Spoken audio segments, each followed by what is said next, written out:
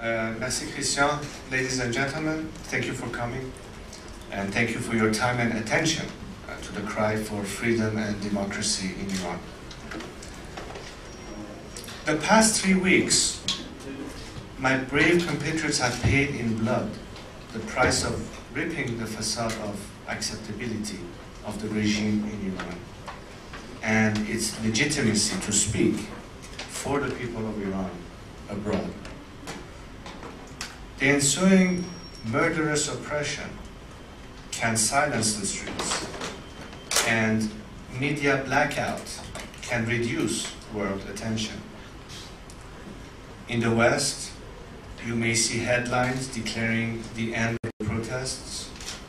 Some will say a family quarrel inside the Islamic regime is over and Mr. Ahmadinejad will govern Iran for another 4-year term. But they misread the situation. Although more demonstrations may pop up, and the 10th anniversary of the student uprising on July 9th is a date to watch, phase 1, that is election-related mass demonstrations, is now over. But let me clarify what phase 2, which is the phase of national resistance, will look like.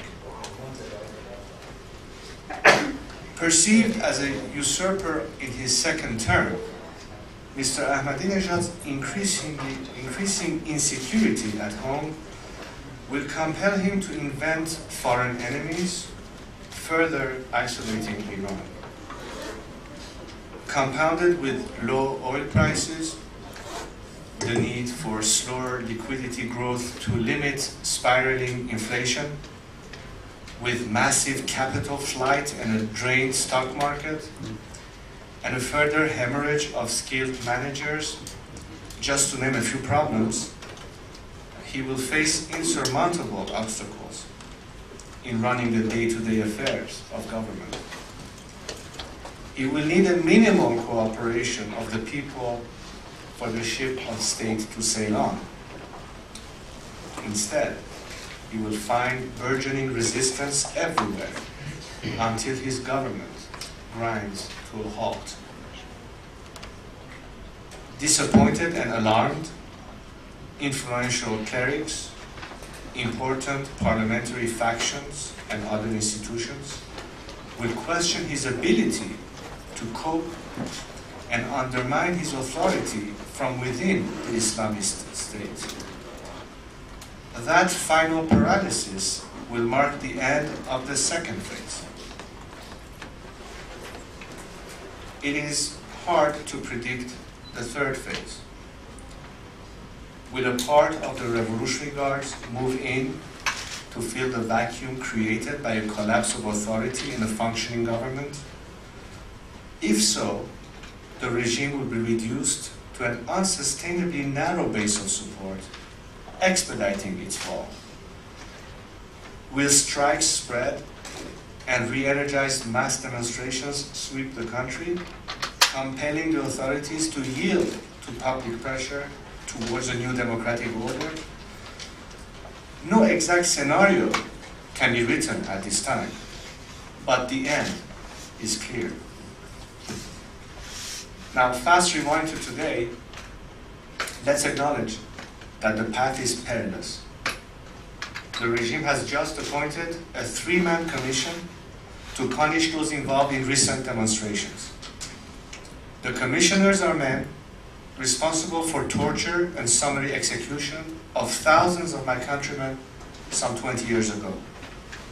After all these years, the sounds of rape, torture, and dying in Iran's prisons haunt my countrymen. And now, those men are back. Ladies and gentlemen, today I am asking you to help put the spotlight of international attention on their dastardly deeds in the weeks ahead. This may be the only way of impeding the cruelty of this regime against those whose only crime was peaceful assembly and expression, including women campaigning against being treated as something halfway between man and an animal in the course. For I fear that out of the daylight of world media, the nightmare of 2 decades ago will return. Your second contribution is keeping your political leaders informed about the range and brutality of the oppression in Iran. Your governments have insisted that they would not interfere in Iran's internal affairs. I applaud that.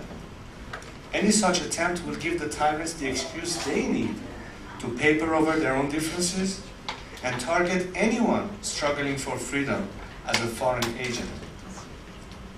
But that is not all they do. They are painting every statement in defense of human rights as foreign interference. They benefit from the confusion between the two. It is vital that the free world not fall for such cruel cynicism in the name of realpolitik. The Universal Declaration of Human Rights knows no national boundaries. Its defense is not only a moral issue, but a mutual obligation of all governments who are its signatories. Ladies and gentlemen, a movement was born on the 22nd of Khordad, 12th of June in your calendar. It is not Islamic or anti-Islamic.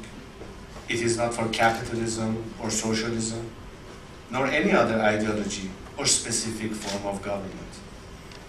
It cares little about historical squabbles before its birth. It is about the sanctity, even more, the sovereignty of the ballot box. By certifying fraudulent election results, the Supreme Leader and the Guardian Council have spent their authority against the movement. They stand in the people's way, leaving no bridge behind. The movement may not succeed immediately. It will have its ebbs and flows. It may not control the streets for now, but it will not die. The spirit of the movement will permeate every home and workplace, public and private, grinding the government to a halt until there is no exit for tyrants, but yielding to the victory of human rights and democracy in Iran. So, ladies and gentlemen, I stand before you today to ask for your solidarity with my fellow Iranians on their march towards liberty and justice. Thank you very much.